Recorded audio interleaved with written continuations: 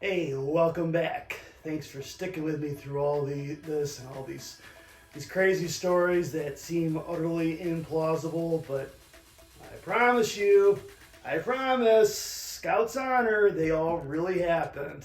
So this is episode number 9 in my series that I'm doing of just the path I took, the path I traveled down as I worked through all the mental health and the different stuff that's going on in my brain, the horrendous decisions I was making in my life, but more than all that, my personal war I was waging against God, which was ultimately very foolish. So, I'm now about 2 months into my time living in Denver, still living in the hood, and I'm trying to make the best of it. But one day, a blessing arrived in the mailbox that contained 6,000 blessings. I received a check for $6,000 from the Air Force. I'm like, whoa, what is this? In a rare moment of clarity, especially for me, because I don't often stop and think about things before I do them. Very much jump in and look later. I got control of my excitement and my mania, and I called them up immediately to ask, like, what's going on here? What's this all about? So the person on the phone, he's like, your separation pay. I was like, are you 100% sure I'm supposed to have this? And the guy's like, absolutely. Enjoy it. Okay, I did. I was so giddy, so over the top, just out of control, just filled with excitement, because I knew right then and there what I was going to do with this money. I was so sick of riding the bus. I was so sick of depending on my ever increasingly unstable landlady for rides. I was sick of depending on my friends from church. So one day after work, I took the bus that would take me to a used car dealership that I've passed 100 times in my journeys on the bus every day, and I gladly allowed them to rip me off by selling me a red Pontiac Sunbird convertible. I think I put down like $1,500 towards the $6,000 sticker price, if I remember correctly. Now, obviously, I didn't want to drop the whole $6,000 down. I wanted to have some of that money to play with afterwards. This car was total junker, but I didn't care because I finally had some wheels. So I took some of the money I did make, and I later on down the road, I put it towards a fairly decent stereo, some speakers in my car, get some CDs, and the rest of the money I put towards paying off bills that I had accrued during my time at the academy. I never told this story before, but first time I ever had a checking account was at the academy. I also was making more money than I'd ever made before. So I didn't know what I was doing. I went cuckoo in my brain and just started blowing all my checks, all my salary I got from the military, on buying CDs of movies at Best Buy. Back then, you could actually buy stuff at retail stores with checks, but retail stores got wise pretty quick because it's so easy to bounce a check, as I did. I bounced hundreds upon hundreds of dollars on junk, stupid stuff at Best Buy. Such an idiot. But I didn't really save anything from that $6,000. I basically blew all of it. So anyway, I got my new car. I'm feeling all snazzy. I drive home. I got home before my landlady did. She had no idea I was going out to buy a car. I didn't even tell her about it. So when she gets home, she sees this strange convertible sitting out front. And she comes in, she's like, who's that car? So, whose car that is? Who's that car? Whose car is this? So I come out of my room, and I'm like so proud of myself. I tell her, it's mine. Because I felt so good. I felt so adult. It was like my first car. I felt independent and mature and like, wow, this is what doing adult things feels like. She didn't see it that way. For some reason, she was infuriated. My buying a car enraged her. She starts chewing me out like, lady, what is your problem? Who are you to chew me out? It's none of your business what I do with my money. You're getting your rent. Who cares if I buy a car? It didn't matter. I was so sick of dealing with this woman. She was always on me about something dumb. She was bitter at life, and I was the closest thing within firing range to her, so she was always taking her frustrations out on me. I'm going to stop for a second, just kind of lay this out here. Later on in the stories down the road, I'm going to touch on this more, but for some reason, for much of my life, in so many different seasons, there's always been somebody along the way on my path and on my journey that turns me into their personal emotional punching bag. I know I sound like a victim, and believe me, I know I sound like a weenie, but these are facts. Facts are facts. I have been so emotionally and verbally abused by so many different people along the way, but it's all right because God is big enough. He's bigger than all those things that I've been drilled into my brain from other people. And in time, He's healed the majority of these wounds. I still have that baggage, but baggage isn't really that heavy anymore. And I praise God. I praise God for what He's done and how He's brought me through all this. But all right, sorry about that digression. I'm just going to get back to the story about what's going on. So, I'm done living in the ghetto. I'm sick of living with this mean dementia patient. And there's one specific event that definitely got the ball rolling of me getting up out of town, that's for sure. One Saturday morning, I was in my room watching TV. She was gone somewhere. I don't know where she was, but I was home alone, basically. And somebody was knocking on the door. So I open it, I find this cop standing there, and behind him I see a bunch of people milling around the sidewalk, which was kind of close to my car. They're just all kind of looking down and looking behind the cop, and the cop asked me, he's like, "Did you hear any commotion?" I said, "No, I'm sorry, TV's probably too loud." He's all shocked, like, "You didn't hear a gunshot?" I'm like, "No, but that's kind of a regular event around here." I'm thinking to myself, I'm like, "Dude, look around you. There's always a gunshot going on." He tells me a fight broke out and somebody was shot and killed right out front of my house. All those people were milling around, bloodstained on the sidewalk. I told him, like, "Dude, I didn't say dude. I said, "Sir, I'm sorry, but I really didn't hear anything. I don't really know how I didn't hear a gunshot, but I didn't. Didn't matter because at this point I was ready. I was ready to get the heck out of Dodge, and this was the good final motivator to do it. Just the problem was I had no place to go. I couldn't afford an apartment by myself, so I'm still there, stuck, still in the ghetto, unable to move on.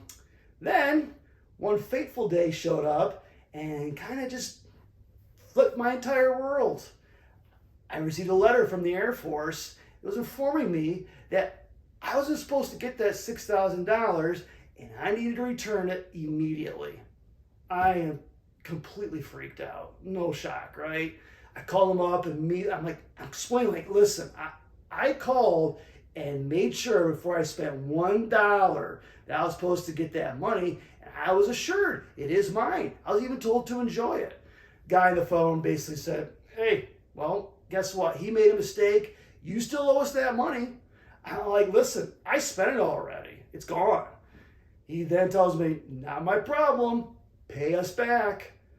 I'm like, can anything just ever just go smoothly? I tell my landlady this, and of course she takes this as a great opportunity to start berating me for, being dumb and buying this car. And "See, this is why you should have bought that car. This is only bad things that have come from it."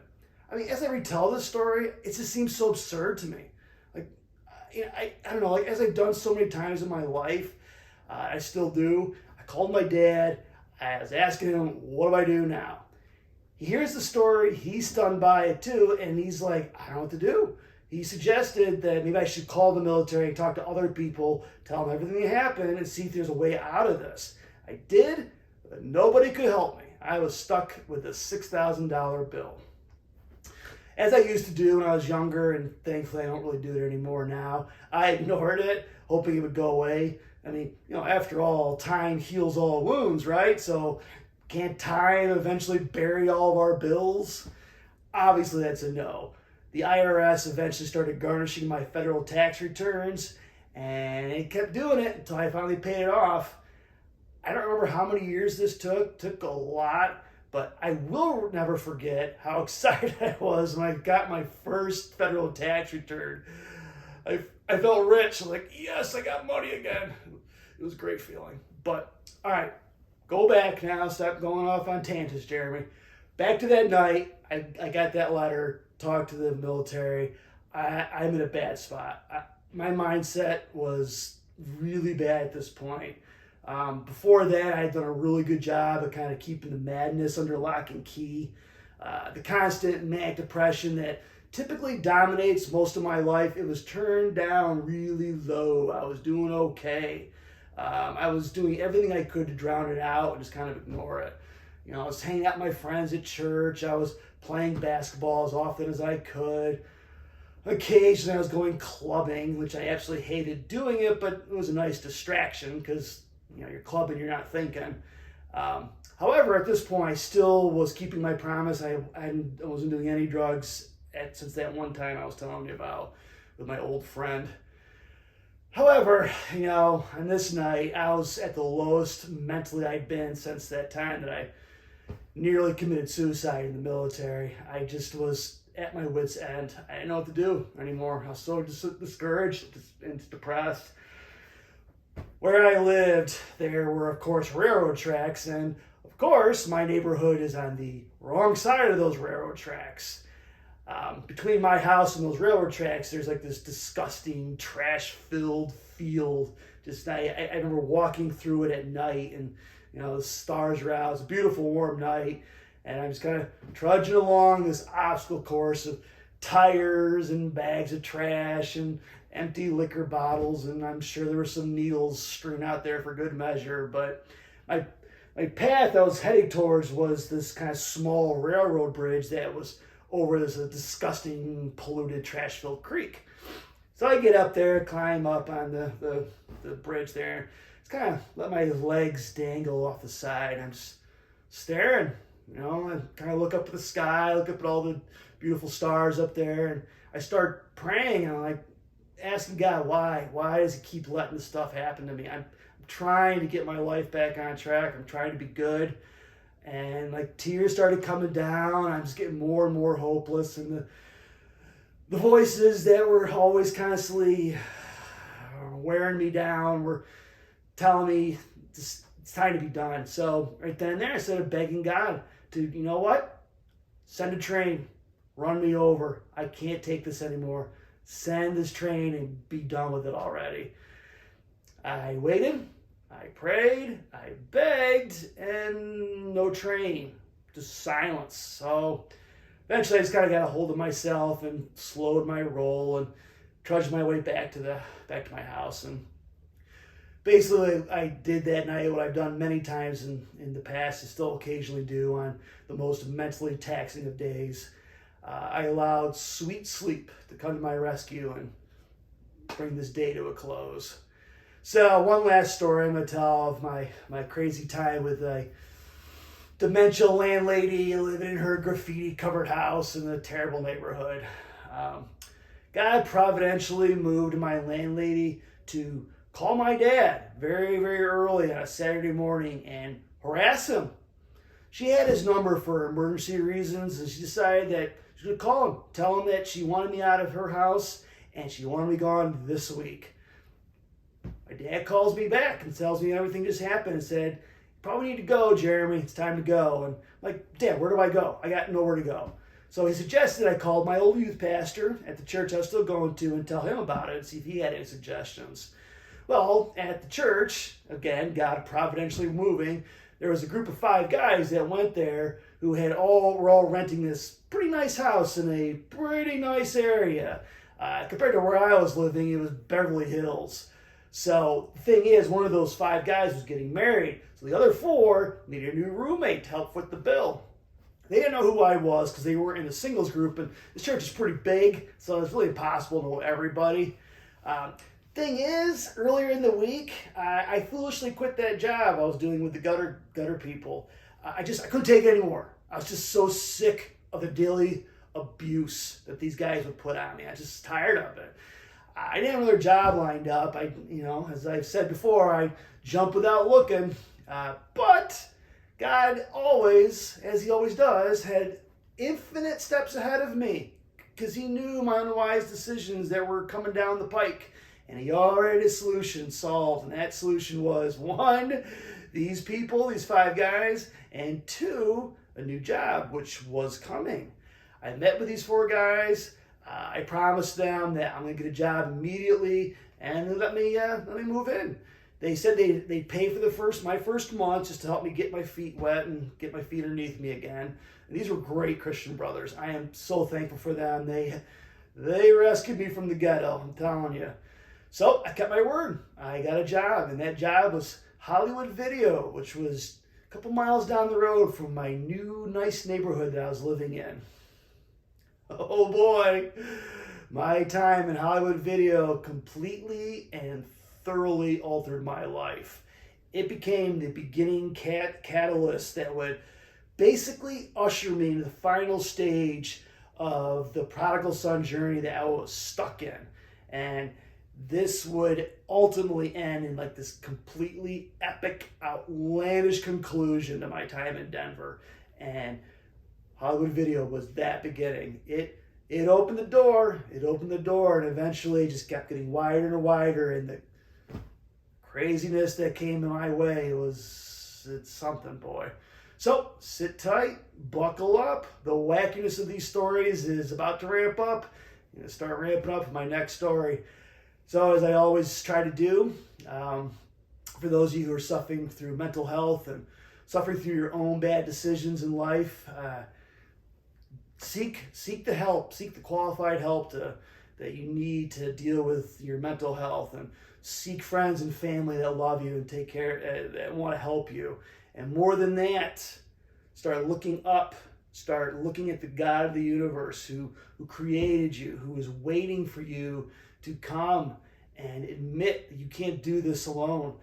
Bow, confess your sins, let him forgive you, and let him begin the process of healing you and giving you a new path in life to take, because he wants to do that. He's waiting to do that. None of what I just said makes any sense to you. I understand. On my website, there's links, there's information, explains exactly what that looks like, what I just said.